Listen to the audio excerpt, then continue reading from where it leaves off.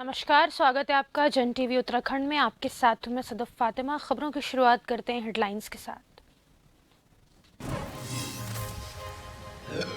International council on use of advance technology in disaster management विषय पर कार्यशाला, CM Dhami ने की शिरकत।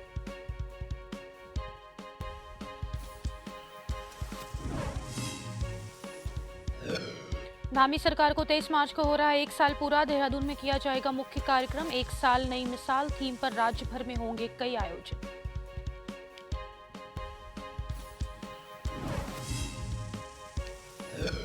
रुड़की में किसानों में रोष, भारतीय किसान यूनियन क्रांति ने ज्वाइंट मजिस्ट्रेट कार्यालय पर किया प्रदर्शन, विभिन्न मांगों को लेकर सौंपा ज्ञापन।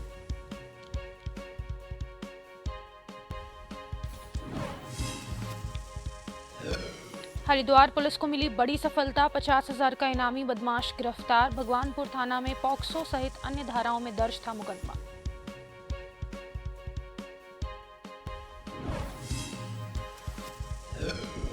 सितारगंज में मजदूर को बाघ ने बनाया निवाला, क्षेत्र में मचा हड़कंप, परिजनों में छाया कोहराम, मजदूर को बाघ ने बनाया निवाला।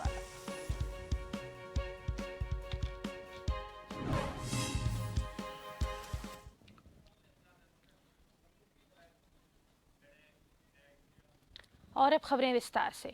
उत्तराखंड की जेलों में चल रहे सालों पुराने कानून की जगह जल्द नई जेल नियमावली लागू होने की उम्मीद है। अगली कैबिनेट में इस प्रस्ताव को लाया जा सकता है। साल 2016 में देश भर की जेलों में कैदियों की समस्याओं को देखते हुए मॉडल जेल मैनुअल बनाया गया था और इसी आधार पर राज्यों को भी अपने स्तर पर मैनुअल बनाने के लिए कहा गया था। उत्तराखंड में भी साल 2019 में इसकी तैयारी शुरू की गई, लेकिन 4 साल बाद भी नई जेल नियमावली तैयार नहीं हो पाई। ऐसे में अब उम्मीद है कि अगली कैबिनेट में इस पर मोहर लग सकती है।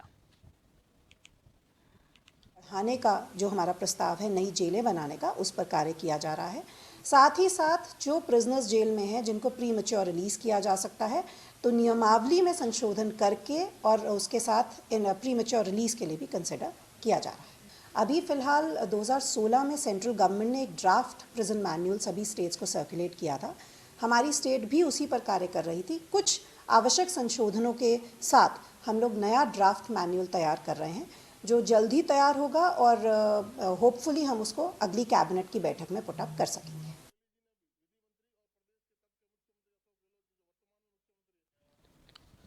मुख्य सचिव मुखबिर सिंह संधू ने G20 सम्मेलन के बारे में मीडिया से जानकारी साझा करते हुए बताया कि राज्य के लिए यह गौरव का पल है कि राज्य में G20 समिट की 3 बैठकें होंगी।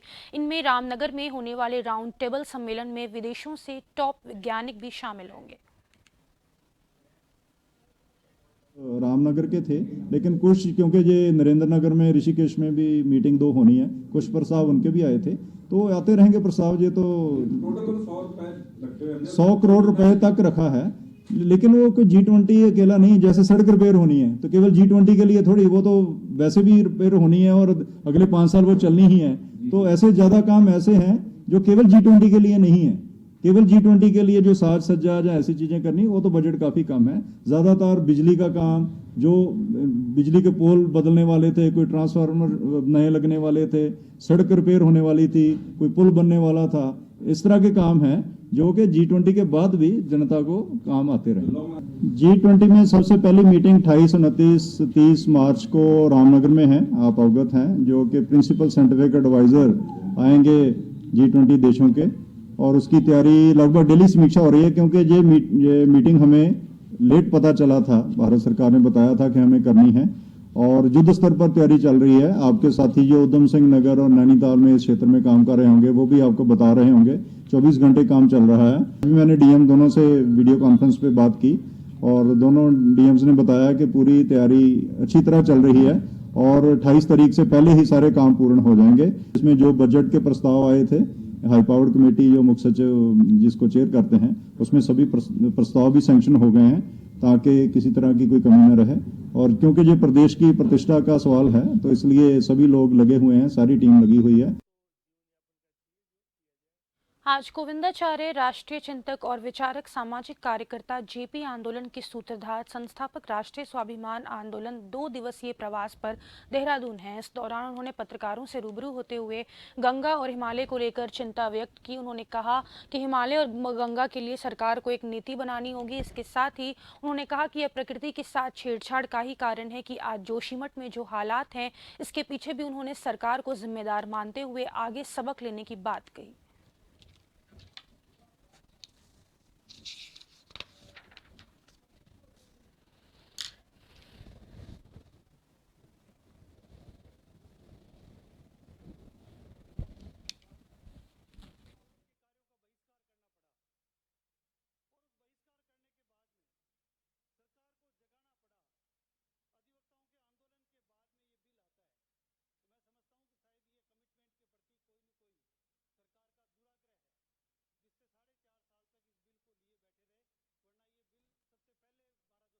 तो हिमालय की चिंता भी उतनी ही आवश्यकता है। ग्लेशियर तेजी से पिघल गए तब मुसीबत आ जाएगी, और इको सेंसिटिव फ्रेजाइल जोन नहीं बनाया तो हिमालय धंसने लगा तो जोशीमठ तो एक अंगड़ाई है, बता रहा है कि सावधान हो जाओ।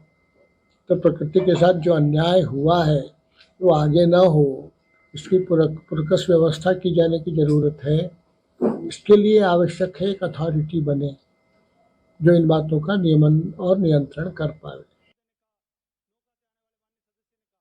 हल्द्वानी विधानसभा के विकास कार्यों को लेकर विधायक सुमित हृदेश ने आज अधिकारियों के साथ समीक्षा बैठक की। बैठक में लोक निर्माण विभाग, पेयजल सिंचाई विभाग के अधिकारी मौजूद रहे। समिति के अधिकारियों से कहा कि हल्द्वानी के लिहाज से 2 विकास योजनाएं प्रमुख हैं, जिनमें 300 करोड़ की लागत से जू और करीब 2000 करोड़ की लागत से रिंग रोड शामिल हैं। इसके अलावा हल्द्वानी के लिए आपसे ISBT का बनाया जाना भी बेहद जरूरी है, जिसको लेकर सरकार अभी भूमि चयन में ही व्यस्त दिखाई दे रही है। विधायक सुमित हृदेश ने कहा कि UUSDA जो कार्यदायी संस्था बनाई गई है, उसको उत्तराखंड में काम करने का अनुभव नहीं है।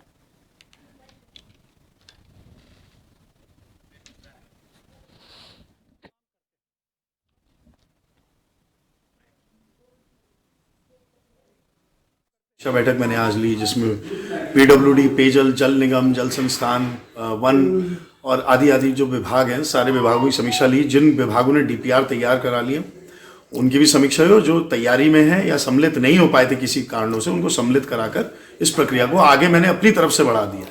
अब पाला जो है और जो अनुकंपा माननीय मुख्यमंत्री जी दिखाना चाहते हैं हल्द्वानी के विकास के लिए, वो उन पर निर्भर है। मैं अवश्य व्यक्तिगत तौर से भी उनके पास जाऊंगा, और ये जितने विकास की योजनाएं हैं, क्योंकि देखिए सबका साथ सबका विकास का नारा देकर उन्होंने वो पत्र लिखा था। अब देखते हैं कि उनकी लेखनी में, उनके हृदय में क्या वही भाव है और वही स्वभाव से वो विकास की प्रक्रिया को आगे बढ़ाने के लिए कितने प्रतिबद्ध हैं, अभी समय बताएगा।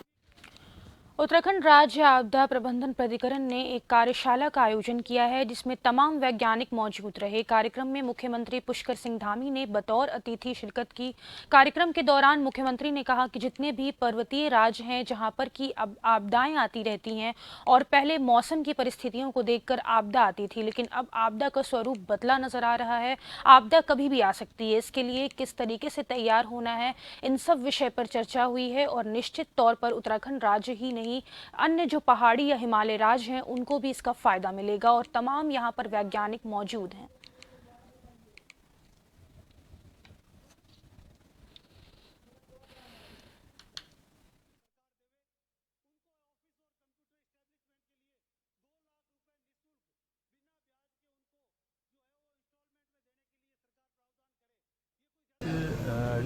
ये आपदा प्रबंधन विभाग के द्वारा जो एक अंतर्राष्ट्रीय कॉन्फ्रेंस पर आयोजित किया जा रहा है, निश्चित रूप से ये हमारे उत्तराखंड के साथ साथ जितने भी आपदा प्रभावित राज्य हैं, जिनको हिमालयन राज्य कह सकते हैं, उनको प्रत्येक वर्ष आपदाओं का सामना करना पड़ता है। पहले कुछ मौसम निर्धारित होते थे आपदा आने के, लेकिन आज मौसम निर्धारित नहीं है। किसी भी मौसम में कभी भी आपदा आ जाती है, और आपदा से जो जन हानि होती है, धन हानि होती है, वो हमारे लिए बड़ा की नुकसानदायक होता है, और तमाम प्रकार की व्यवस्थाएं ध्वस्त हो जाती हैं। उसको हम लोग वॉच कर रहे हैं। ये एक इम्पॉर्टेंट है कि बारिश में ही हमें असली उसका टेस्ट होगा कि कितना स्टेबल हुआ है, उसमें और कुछ दिखते हैं। तो हम लोग वॉच कर रहे हैं कि उसको अगर कोई दिक्कत आती है तो हमारी टीम वहाँ तैयार है हर संकट के लिए। एक वक्त हो गया एक छोटे से ब्रेक का, जल्द लौटेंगे, बने रहें जन टीवी के साथ।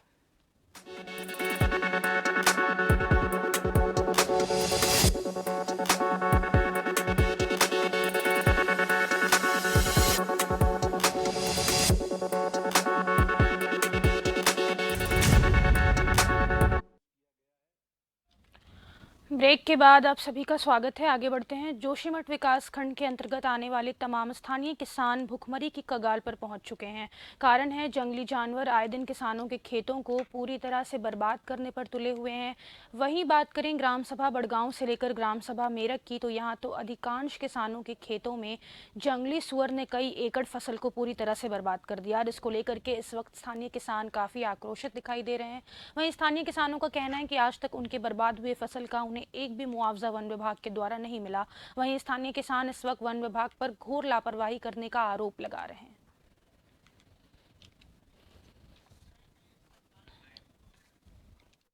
हमारे गांव में बहुत सारे जंगली जानवर, जैसे हमारे राई, गोभी, आलू, मटर और इन सारी चीज़ों का निर्माण होता है, जिसमें सारे सुंगर सारे आकर ख़त्म कर देते हैं और हमें इसमें कोई फायदा नहीं होता, लाभ नहीं होता। और हमें इसके फायदे के लिए कुछ जानकारी दे। और हम इतना महंगा महंगा बीज ला रहे हैं यहाँ पे और सुंगर वगैरह सब खत्म कर देते हैं और यहाँ पे कोई भी सुनवाई नहीं हो रही है यहाँ पे। तो हम गरीब आदमी है, ना है कोई सरकारी नौकरी है ना ही कुछ है यहाँ पे, और खेती करके हम अपना जीवन जी रहे हैं। गाय भैंस पाल के हम अपने गुजारे करते हैं। कोई ना हमारे घर वाले नौकरी वाले, ना हमारे लड़के हैं नौकरी, कितने पढ़ाए भी वो बेरोजगार है, ना हमारी नौकरी है ना कुछ है।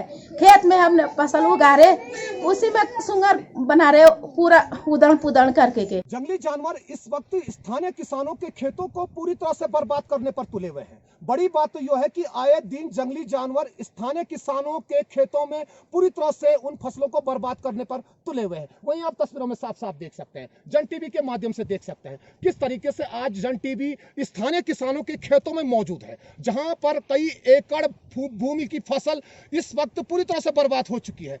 वहीं आप तस्वीरों में देख सकते हैं गेहूं, चाहे मटर की बात की जाए, चाहे अन्य फसलों की बात की जाए, तो लगातार जंगली जानवर इन फसलों को पूरी तरह से बर्बाद करने पर तुले हुए हैं। वहीं स्थानीय किसानों की अगर हम बात करना चाहें तो स्थानीय किसान इस वक्त भूखमरी की कगार पर पहुंच चुके हैं। कैमरामैन साथी हिमांशु रावत के साथ नवीन सिंह, जोशीमठ। पंजाब में खालिस्तानी समर्थक अमृतपाल के समर्थकों की अरेस्टिंग के बाद अब उत्तराखंड पुलिस भी अलर्ट मोड पर है और उधम सिंह नगर और हरिद्वार में पुलिस सघन चेकिंग के साथ सभी इलाकों में एक्स्ट्रा पुलिस फोर्स तैनात किया गया। सोशल मीडिया पर विशेष नजर रखी जा रही है। अफवाह फैलाने वालों और सोशल मीडिया पर इस संबंध में भड़काऊ पोस्ट करने वालों पर सख्त कार्रवाई करने के निर्देश भी दिए हैं। बता दें कि आए दिन उधम सिंह नगर में खालिस्तान के प्रति झुकाव रखने वाले लोग चिन्हित होते रहे हैं। उधम सिंह नगर में खालिस्तान को लेकर हमदर्दी रखने वाले लोग हैं जो सोशल प्लेटफॉर्म पर इस संबंध में पोस्ट करने और शेयर करते थे, उनको पुलिस ने चिन्हित पर काउंसलिंग की है। हमारी उधम सिंह नगर और जो बाकी थोड़ा बहुत इधर अपने हरिद्वार यहाँ का अलर्ट किया हुआ, खास करके उधम सिंह नगर में हमारे मॉनिटरिंग। वैसे ऐसा है ना कि कोई किसी ने अनजाने में कुछ कमेंट कर रहा है उस पर, फिर उन लोगों को काउंसलिंग हो रही है, भाई ये आपने जो करे वो गलत है, काउंसलिंग हो रही है। जब ज़्यादा परसिस्टेंट हमको लगा कि इस पर काफ़ी हमको काम करना है तो फिर उनको खिलाफ फिर कार्रवाई भी की जाएगी।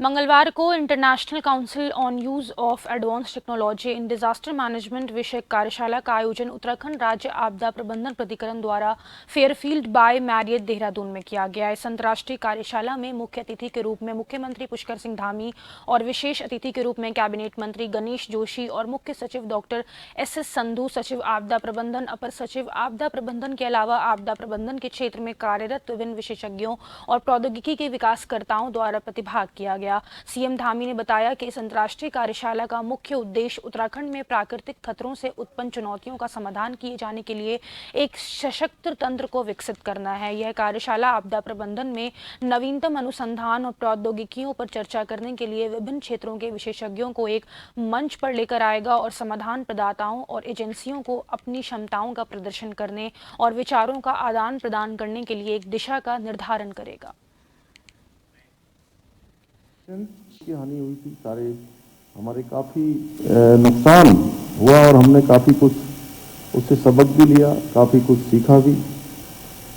इस आपदा के बाद चाहे हमारे केंद्र की सरकार हो या प्रदेश की सरकार हो, उत्तराखंड में अनेकों क्षेत्रों में चिकित्सा सुविधाएं हैं, कम्युनिकेशन है, संचार की व्यवस्था है, सड़क है, हेलीपैड है और इससे संबंधित जितने भी इंफ्रास्ट्रक्चर, इनको बढ़ाने पर और इनके विकास पर विशेष रूप से ध्यान दिया गया है। और आप सब जानते ही हैं, आज आदरणीय प्रधानमंत्री मोदी जी के कुशल नेतृत्व में केदारनाथ में जिस प्रकार से पुनर्निर्माण के कार्य हुए हैं और जिस प्रकार से युद्ध स्तर पर उसको संपादित किया जा रहा है। एक समय था कि केदारनाथ की त्रासदी संपूर्ण विश्व को, मैं कहूं कि सीधे सीधे कहीं ना कहीं झकझोरने का काम उस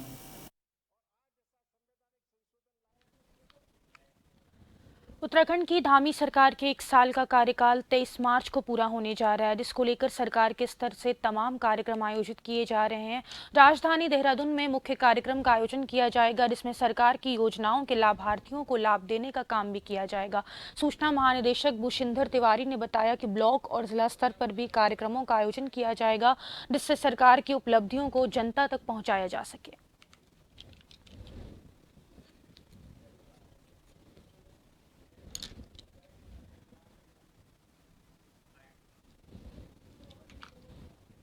तारीख को कार्यक्रम आयोजित किया जा रहा है। मुख्य कार्यक्रम हम लोग देहरादून में आयोजित कर रहे हैं और जो जनपद मुख्यालय हैं वहाँ पर भी कार्यक्रम आयोजित किए जाएंगे। इसके अलावा जो विधानसभा हैं और जो ब्लॉक स्तर वहाँ पर भी बहुउद्देशीय शिविर और जो चिकित्सा शिविर हैं जिसमें निःशुल्क स्वास्थ्य जांच की जाएगी, दवाओं का वितरण किया जाएगा, वो फिर ब्लॉक और विधानसभाओं में भी होंगे। तो पूरे सप्ताह ये कार्यक्रम जनसेवा के रूप में मनाया जाएगा और 23 तारीख को इसकी शुरुआत होगी। सरकार के बजट को लेकर हल्द्वानी के भाजपा कार्यालय में पूर्व सांसद बलराज पासी ने प्रेस कॉन्फ्रेंस की। बलराज पासी ने राज्य सरकार के बजट को ऐतिहासिक बताते हुए कहा कि बजट में हर वर्ग का विशेष ध्यान रखा गया है। पहाड़ों में स्वास्थ्य व्यवस्था को मजबूत करने के साथ ही सड़कों की स्थिति में भी जल्द सुधार आएगा। आने वाले समय में पर्यटन को लेकर भी नई संभावनाएं तलाश की जाएंगी। किसानों और युवाओं के लिए भी बजट में विशेष ध्यान रखा गया है। इसके अलावा पलायन रोकने के लिए भी कार्य योजना तैयार की जा रही है। यह बजट सभी वर्गों को बेहद लाभ देगा।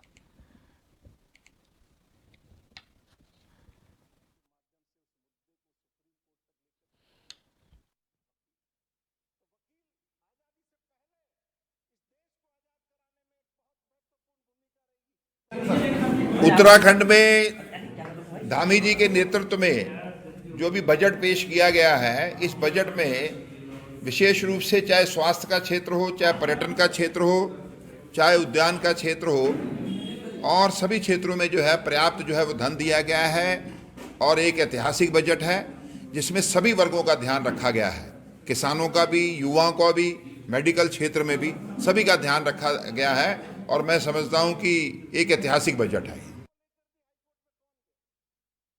जॉली ग्रांट हवाई अड्डे के नामकरण को लेकर अब सियासत गरमाने लगी है। दरअसल हरिद्वार सांसद डॉक्टर रमेश पोखरियाल निशंक ने बीते दिन केंद्र सरकार को पत्र लिखकर हवाई अड्डे का नाम पूर्व प्रधानमंत्री भारत रत्न स्वर्गीय अटल बिहारी वाजपेयी के नाम पर रखने की सिफारिश की, जिसको लेकर कांग्रेस ने अब सवाल खड़े किए हैं। कांग्रेस का कहना है कि पूर्व सीएम त्रिवेंद्र सिंह रावत के बाद अब हरिद्वार सांसद डॉक्टर रमेश पोखरियाल निशंक ने भी जॉली ग्रांट हवाई अड्डे को स्वर्गीय अटल बिहारी वाजपेयी के नाम पर करना चाहते हैं।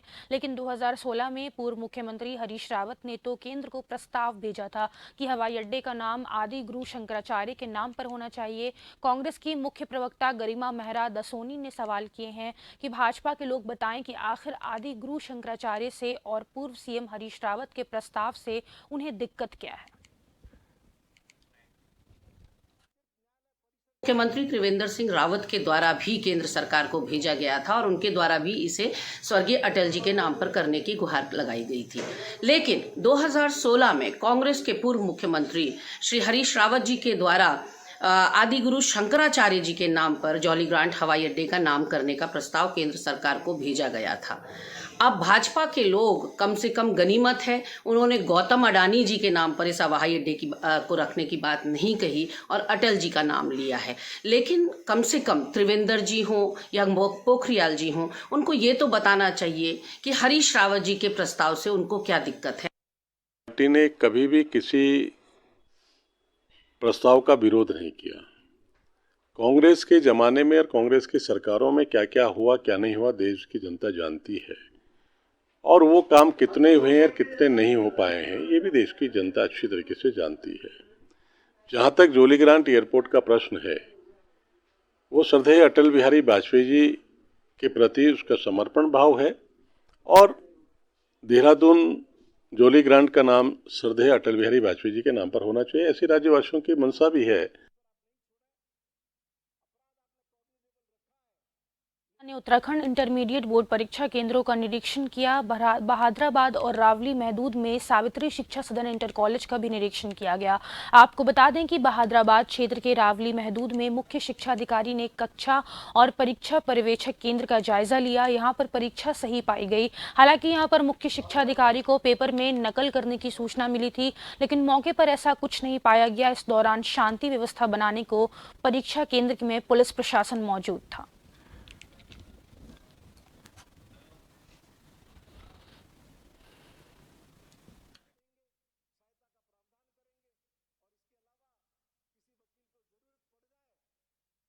हमारे ज़िले में और भी जितने ऐसे स्कूल हैं जिनमें छात्र संख्या भी ज़्यादा है, उनमें सब में हमने बाहर से केंद्र व्यवस्थापक और कस्टोडियन दिए हुए हैं।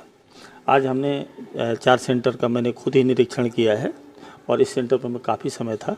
सभी सेंटर में परीक्षा व्यवस्थाएं शांतिपूर्ण चल रही हैं और लगातार मैं दूरभाष से भी संपर्क पे हूँ। जो हमारी चूँकि आज भौतिक विज्ञान का पेपर था, तो भौतिक विज्ञान के पेपर में हमने अपने जिला स्तरीय सचल दल और खंड स्तरीय सचल दलों को सक्रिय करके विशेष सेंटर चिन्हित करके उनको निर्देशित किया था।